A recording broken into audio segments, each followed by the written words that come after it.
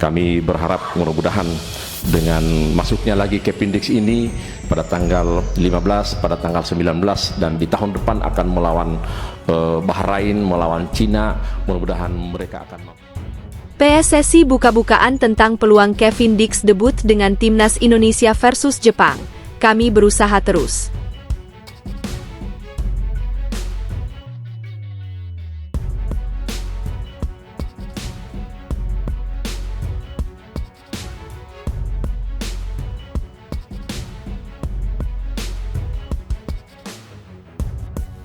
Hanya butuh 2 hari. Tiket Timnas Indonesia versus Jepang terjual habis.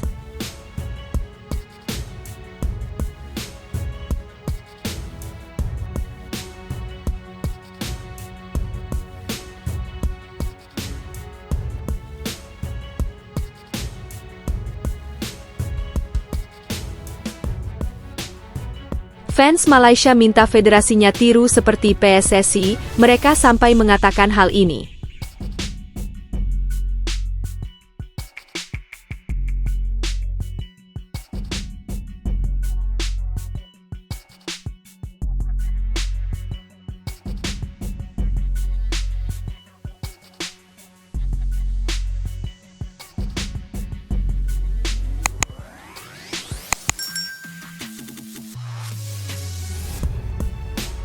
PSSI buka-bukaan tentang peluang Kevin Dix debut dengan Timnas Indonesia versus Jepang.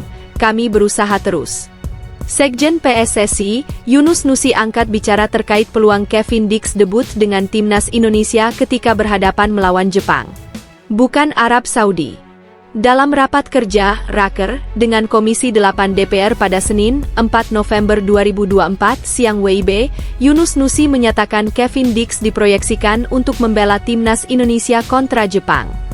Tetapi dalam Raker dengan Komisi X DPR pada Senin 4 November sore WIB, Yunus Nusi ditanya mengenai kemungkinan Kevin Dix bisa bermain dengan Timnas Indonesia kontra Arab Saudi. Timnas Indonesia akan menghadapi Jepang lebih dulu. Partai itu bakal berlangsung pada 15 November 2024 di Stadion Utama Gelora Bung Karno, SUGBK, Senayan, Jakarta Pusat. 4 hari kemudian, Timnas Indonesia akan menjamu Arab Saudi.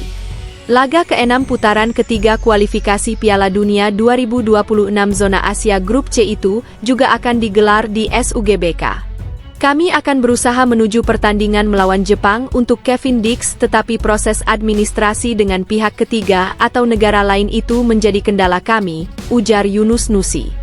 Pihak ketiga atau negara lain yang dimaksud Yunus Nusi kemungkinan adalah Belanda lewat Federasi Sepak Bola Belanda, KNVB. Pasalnya, Kevin Dix nantinya perlu melalui perpindahan federasi di FIFA.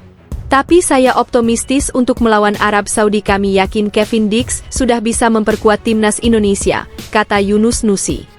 Raker dengan Komisi 8 dan Komisi X juga diikuti oleh Menteri Pemuda dan Olahraga, Menpora, Dito Aryo Tejo. Yunus Nusi bersama Dito akan terus mengusahakan Kevin Dix agar dapat memperkuat Timnas Indonesia versus Jepang. Untuk melawan Jepang masih dalam proses, insya Allah dengan Mas Menpora kami akan bersama-sama untuk melakukan komunikasi baik itu dengan negara asal Kevin Dix dan FIFA, tutur Yunus Nusi.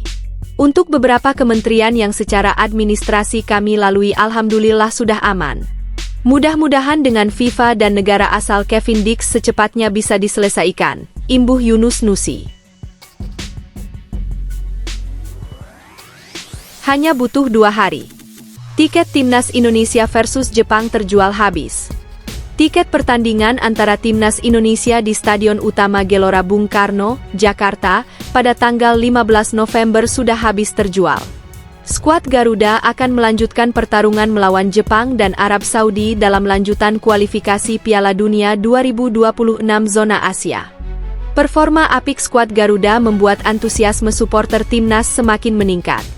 Apalagi, laga ini cukup krusial untuk menjaga asa lolos ke babak selanjutnya.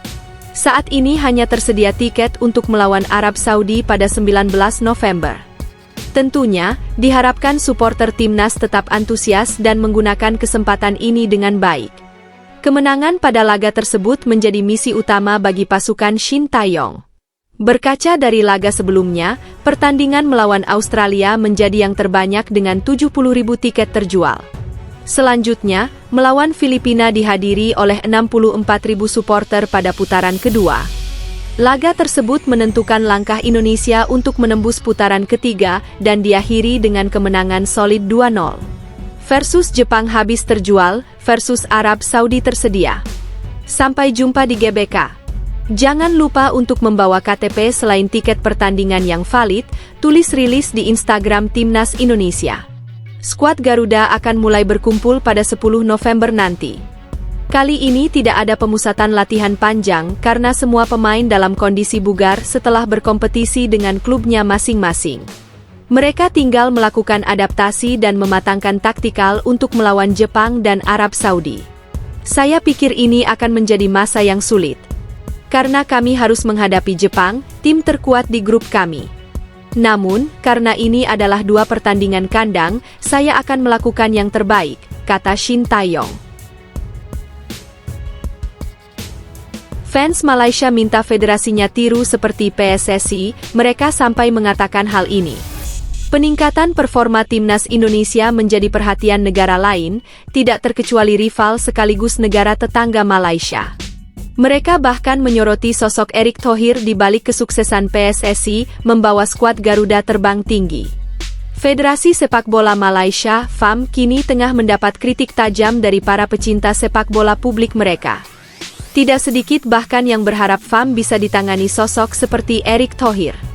Salah satu pendapat tersebut disampaikan Bos Johor Darul Ta'zim, JDT, Tunku Ismail Ibrahim. Dia menyindir seluruh pejabat yang dinilai masih gagal membawa Federasi Sepak Bola Malaysia dari masa suram.